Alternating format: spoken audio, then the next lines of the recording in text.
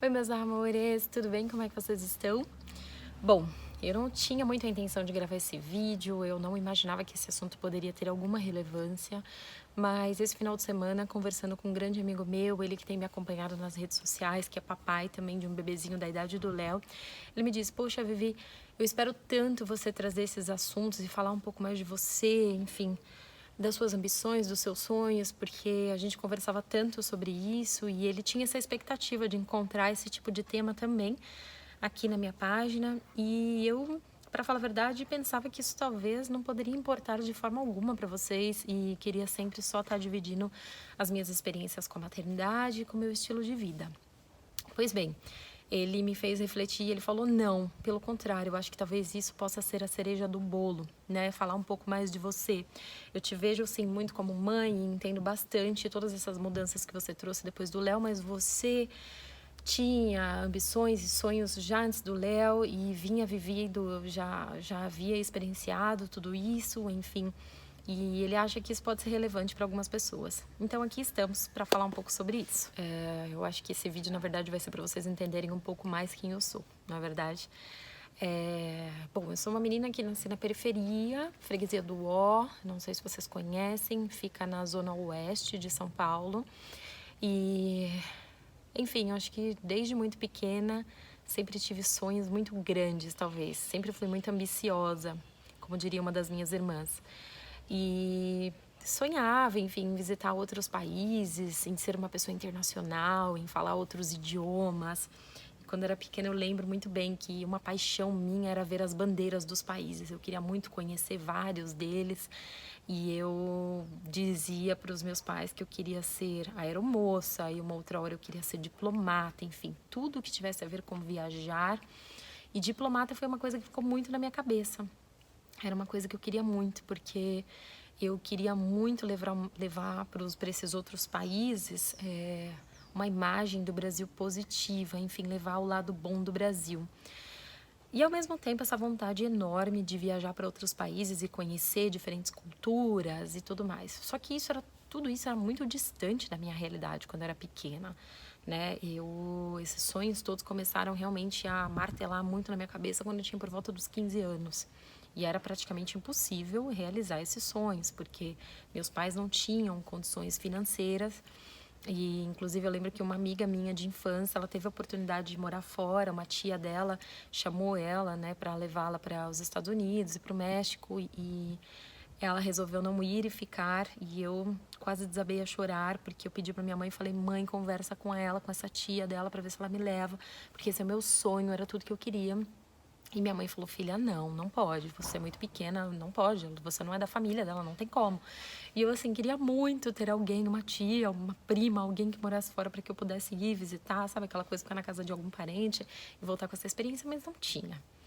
Enfim, continuei minha vida, comecei a trabalhar com 18 anos e já tinha esse foco de estudar inglês, então meu pai com muito esforço pagava os cursos para mim. Estudei em diversas escolas, FISC, CNA, Skill, Wizard, passei por várias delas.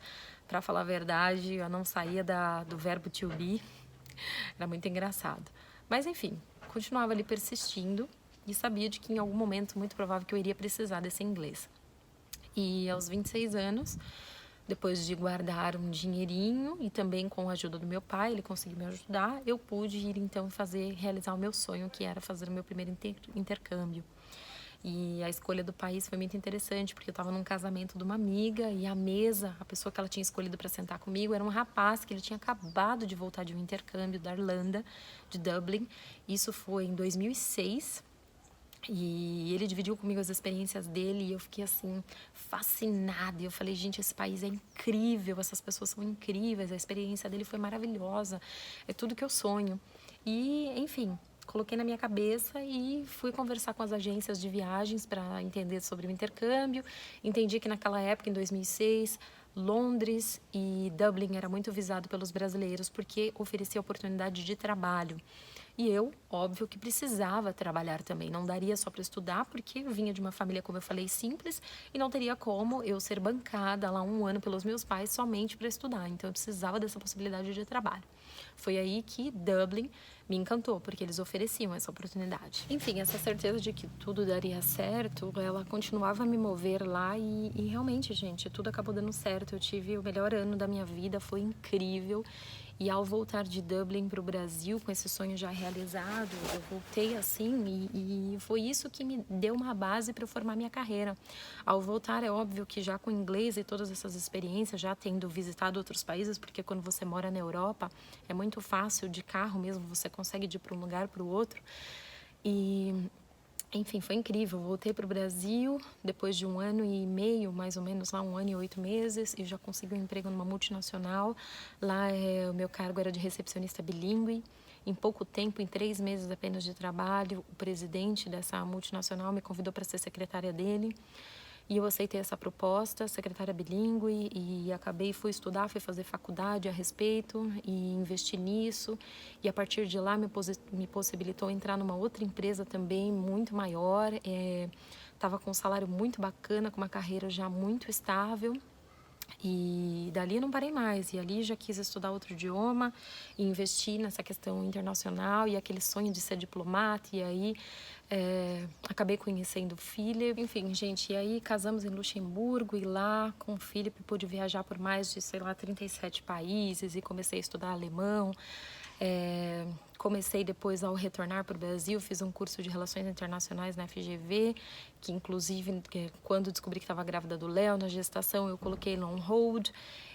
Mas enfim, realizei muitos sonhos a partir daquela ideia daquela menina de 15 anos. Então, todos vocês, quando vocês enfim, tiverem um sonho, não desistam, por mais difícil que pareça. Para mim era impossível aos 15 anos. Então, para finalizar, o que eu queria dizer é: não desistam dos seus sonhos, por mais impossível que seja, persigam, persistam e continue, porque uma hora ele vai dar certo. Pode não ser no nosso tempo, no tempo que nós temos aquela vontade, mas no tempo de Deus as coisas se concretizam e Ele sabe o tempo certo para cada um de nós.